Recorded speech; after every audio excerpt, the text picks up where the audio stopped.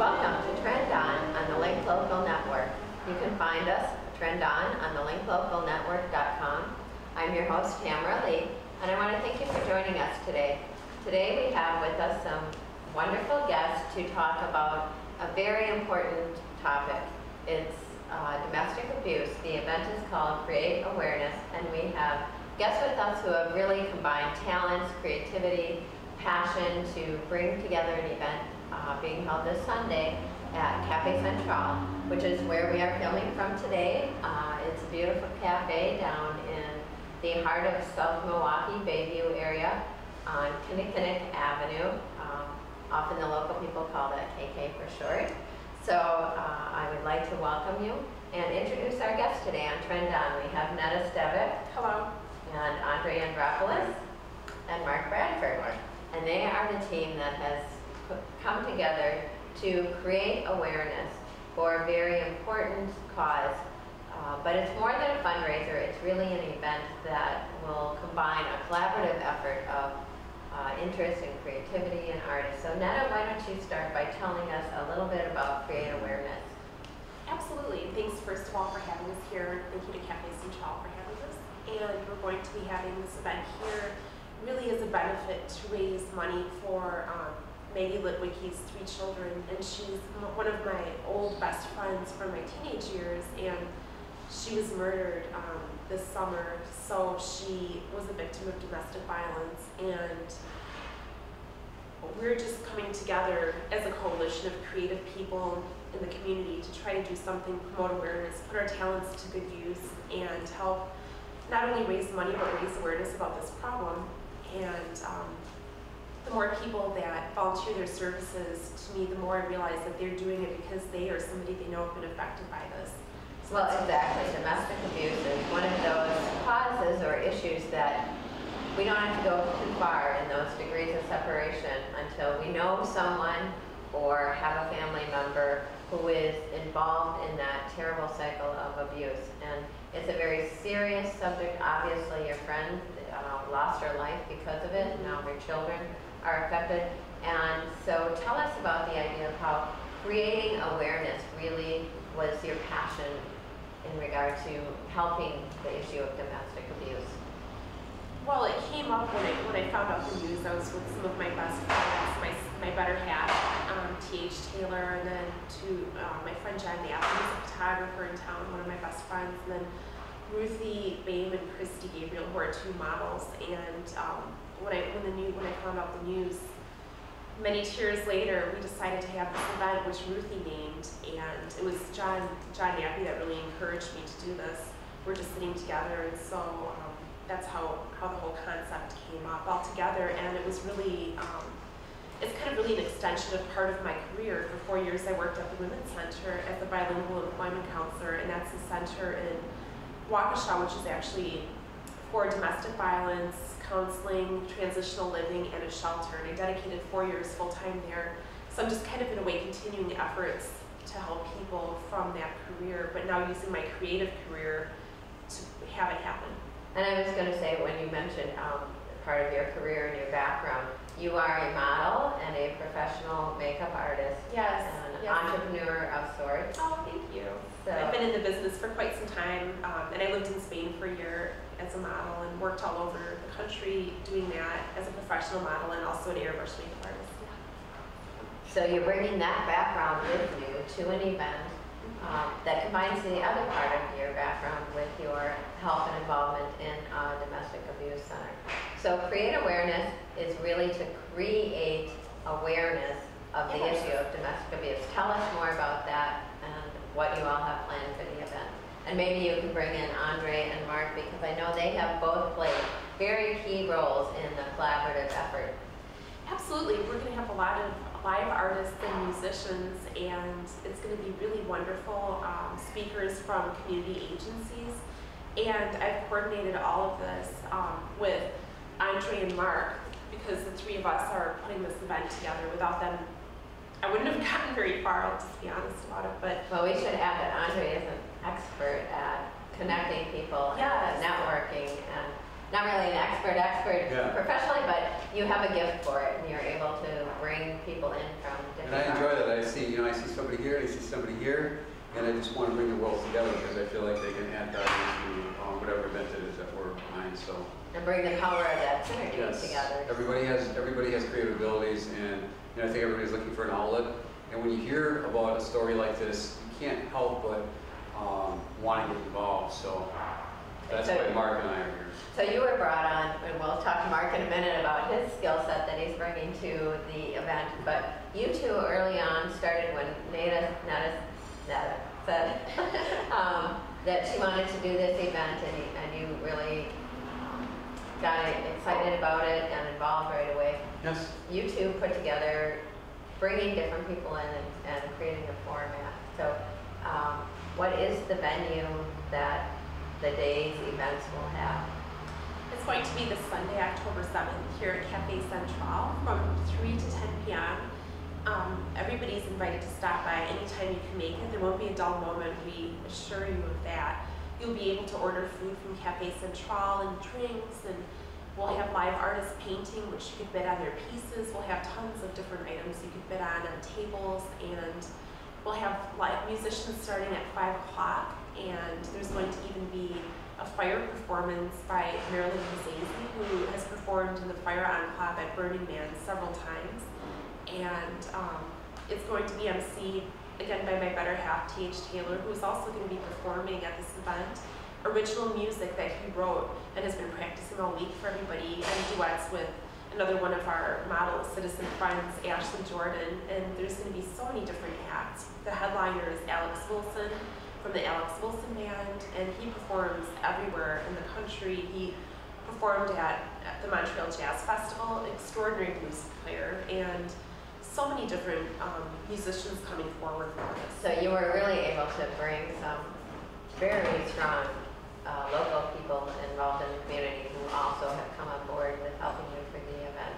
Andre, I know your background is Legal Shield. You had mentioned earlier that when we were talking about how you brought that aspect to it of how is it a nonprofit? Is it an event? Yeah, and I guess as a one-time event, you can't really start a nonprofit, but we wanted to make sure that we did this right. And so I reached out to our provider law firm through Legal Shield just to get some of those legal questions answered, because you put something on, you want to make sure that you do the research and do it right. Right. Okay, and then doing it right, that's a good segue over here to Mark, because you brought another skill set to the collaborative effort, which is? Technology. Like you said about Andre, he's outstanding about making connections, and he made the connection with me and Neda, and we had our initial meeting, and I thought I need to help. I definitely want to help. I want to use anything I can do with logistics and with technology so that it's relatively pain-free for the participants, which is usually the way technology is not. And technology is not. And I'm in that camp. And speak English along the way, so that we all understand what we're doing with it, and use it to our benefit. And I needed to do that. Okay, so you are behind. You've utilized social media as part of the means of communicating the event and the message. And also build some things from scratch, just to help us stay organized and But by things from scratch, that's not like me baking in the kitchen. There's some flour and baking soda involved and cold fusion, actually. My scratch is slightly different than your scratch. So from scratch, you're building technology tools that will actually help. To help us internally, to allow us to manage the things that we're doing, the artist work, the bidding, things like that. So sort of tailored to our needs, our local students. Okay, so there will be bidding on the artist project. Explain a little bit more, Neda, about how the artist will actually come and that whole bidding, silent auction, creative process will take place. Sure, there's going to be several live artists that are going to be painting and creating works of art, even a sculpture by Lynn Marie, who is one of my dear friends who has worked extensively on Broadway in LA. She's an extraordinary artist, but she's going to be one of them. Joan Stroik is making jewelry. Nicholas Moore, who's an art director at Reader's Digest, is going to be making painting. Christy Gabriel, my model friend, who's coming up from Illinois, is going to be making painting, but she's also donated 10 paintings already. She's very entrepreneurial, so her little son Ryan is also going to be selling candy. I think he's 7 or 8. he decided to part with his considerable candy stash to help these kids, and I think that's really sweet. No pun intended. Yeah, very much so. And then we're going to have Nicholas Moore doing artwork. He is an art director at Reader's Digest. Joan Strike is going to be making some jewelry. Ruthie Bain is going to work on some artwork related to shoes for us. Lynn Marie Neuenfeld is going to be working on a sculpture. She's worked on Broadway and extensively in LA as a special effects artist. We're going to have Alyssa Gang in there. And the list goes on. I know. It sounds like quite, yes, I Andre. mentioned my father is an artist as well, and he's going to be donating a couple of his nice paintings. So. Okay, so all of this creative body of contributions, then the proceeds will go to where? The proceeds, 100% of all the proceeds raised from all of the items in the silent auction and anything else that we collect here will benefit 3 kids, and it will go to the Maggie Litwicki Memorial Fund. Okay, so now tell us about the background of Maggie and the story behind this, because it's very powerful. Maggie was one of my best and friends. Personal to you. She was one of my best friends when I was a teenager. We were inseparable. We were always together, and and so she just found me recently on Facebook, and we were going to get together. She sent me the sweetest email, like, you're one of my favorite people ever, and it took me years to find you and all this stuff. And so it's funny how you just sometimes take things for granted. I thought, this is so great. I have to email her something.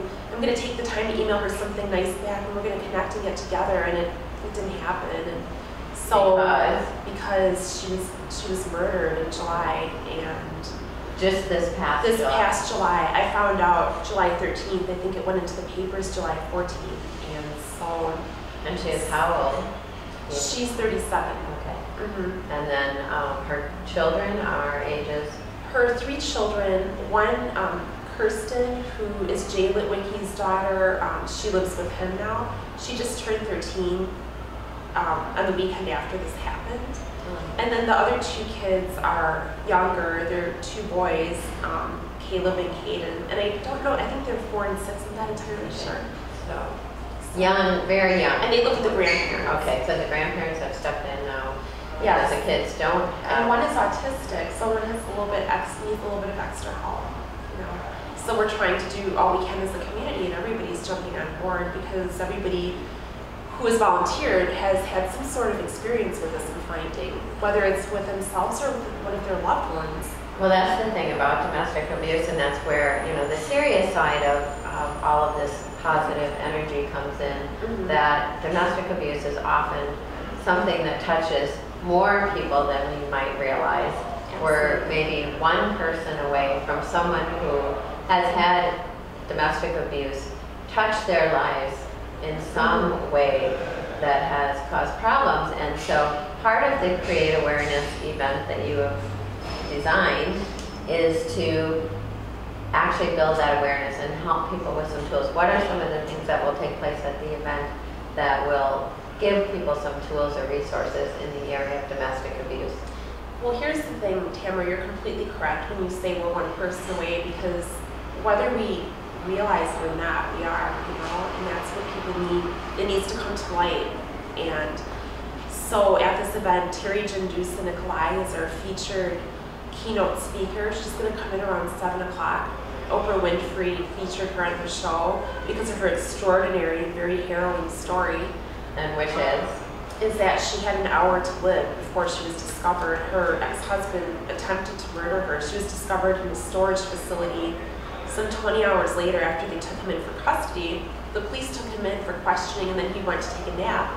And they went through his wallet and found a receipt for a storage rental. So they went to Illinois and found her in a plastic vat with things on top of it, things around it. Nobody would have been able to get out. And she was viciously attacked with a baseball bat. And so she was unconscious.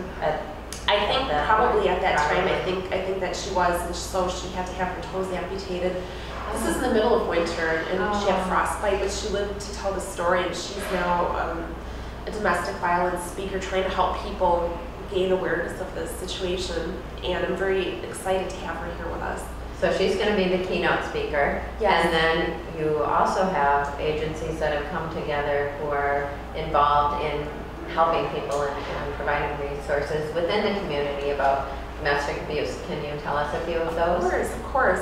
The Women's Center where I've worked for 4 years full-time as a bilingual employment counselor will be here with a resources table and a presenter. We're thinking around 4 o'clock or so. I still have to confirm that part. Talking about their resources, their counseling services, a domestic violence center they have, transitional living, which is all in one site in Waukesha. And then Elizabeth Lilly will be here with her organization, and it's called Building a Bridge. And then also Mark has gotten Colleen to come in from Daystar. Thanks so much for that. There's going to be representatives from UNOS here and also from an LGBT organization. So hopefully we'll have covered a lot of different areas of the city as well as different services for different populations. And they are going to also provide some information about the warning signs. Absolutely. And of potentially dangerous relationships and what you should be on the lookout for. And it is something, as we talked about, that domestic abuse doesn't just affect women, although predominantly women find themselves in the most vulnerable situation and victims of domestic abuse, but it also affects children, it affects the pets, the household pets. Everyone. And it's a cycle to know that it's generational, to know that if you are in a domestic household, it's very likely that it will continue on. And so if people can obtain a little bit more awareness about it, it can help break the cycle, hopefully, or at least help somebody that really needs it. And it really crosses socioeconomic, cultural boundaries. It transcends any walk of life. But how much did you see the impact of, in your years at the agency, of where we're in hard financial times? How has that impacted domestic abuse? It really is impact. It's really interesting. When I worked at the Women's Center, the economy started taking a downturn, and I noticed a lot more. It seems like during stressful times, even during like a Packers loss, that our shelter gets filled. It's incredible. Any type of stress can exacerbate an already volatile situation for the victim and anybody else who is a pawn in the situation, children, pets, anything that can be used to control a situation. And especially in this economy, somebody who's in a bad situation usually has their resources taken away from them, eventually their emotional and support connection, friends, family, so they're completely isolated. So on that note, with Maggie, did you see, or was there an awareness? There must have been a sense for you that there was something about her that you two reconnected of when someone is in an abusive situation. Is that isolation? Does that grow and continue? And what can someone do if they start to see some signs of that? it's interesting because every case is so unique. It's hard to say exactly for her case, but I can tell you something very strange with the email she sent to me. It was very sweet and said, I can't wait to, one of my favorite people, I'm so proud of you, I've been looking for you for years. And it's very sweet because, I do the modeling and the makeup, and I know a lot of people just because I'm somewhere every day. So she said, I can't believe you're so famous. I know somebody as famous as you. And then the last sentence said, and now my boyfriend is intrigued, and he can't believe I knew somebody as famous as you either. And it kind of now, in retrospect, gives me the chills. So at the time, I didn't know, I was like, okay, Well, sure. You didn't have that on your radar, obviously. Not at all. I haven't met him, and I haven't seen her in years. But again, when somebody leaves an imprint in your life, like one of your best friends, she's always a part of me. And even though I won't be able to see her, this is why I'm so passionate about this. She's one of my best friends. And the importance of being attuned to those little things that we say or someone might put out there, but we're also busy. Right. I wanted to also highlight, because you mentioned it, I know on the Facebook page where a lot of the information is on, is it Create Awareness? It's the Create Awareness. And it's specifically the Maggie Litwicki Create Awareness, but for people to remember it quickly, it's the Create Awareness event on Facebook. Okay. And part of that, you have talked about your model citizens, and tell us a little bit about that. Oh, thanks for asking about that. Well, there's so many people when this event kind of happened, when it was conceived at first. When I heard the news, I was with T.H. Taylor, who is my significant other, and John Yappy, one of my best friends, who's a photographer, and then also two models, Ruthie Baim and Christy Gabriel. And so I was surrounded by models and creative people, citizens in our creative community, and we decided immediately to have the event, which Ruthie named. She gets credit for naming it and coming up with this idea. And John and Todd were saying that you should really have this event. So people can go to the Facebook page and see what's going on. Yes, please. Or the Google Plus Or page, the which Google. Mark can tell everybody about too, that he created. Thank you for doing that. So Google Plus, Facebook, create awareness. Tell us again, as we're getting ready to wrap up here for today, some of the details and where to find more information. And did you have something else? Yes. Oh, correct. Oh, Yes. thank you guys. So the details again are available on Facebook, Google Plus. We'll be on the morning blend again on Friday morning, so you can hear more about it then. Come down to Cafe Centraal this Sunday, October 7th, anytime from 3 to 10 p.m. You can see all these amazing artists. The Whiskey Bells are going to be there, and then Alex Wilson is going to be the headlining blues guitarist from the Alex Wilson Band with 2 other members. So ending the evening with a musical venue. And last but certainly not least, my good friend Marilyn Bazazi, who is from yoursphere.com. She is a fire artist. She's going to be performing a fire spinning show for us outside. And she's performed at the Burning Man Fire Enclave several years, and she does this professionally. So you can't miss this. Come down and join us. If anybody's interested in making a donation, they can make a donation at any local Tri-City National Bank branch, or they can make a donation right here at Cafe Central on Sunday by check or cash, or they can go to the Create Awareness Facebook page and send a check to Neda directly. Maggie Litwicki Memorial Fund. Okay. And could you maybe spell that? Maggie? Maggie, and then Litwicki, Litwicki. Okay. So, and all that information also on your Facebook page. And is there a way to do electronic donation, or no? Not at this point? Not at this point, but there are Tri-City banks everywhere too, Okay, which is so really great. All right, very good. Well, I want to thank you for joining us today on Trend On the Link Local Network. Our guests, Neda Stevic, Andropolis, and Mark Bradford, the power team here for creating awareness for domestic abuse, and Maggie Litwicki Foundation.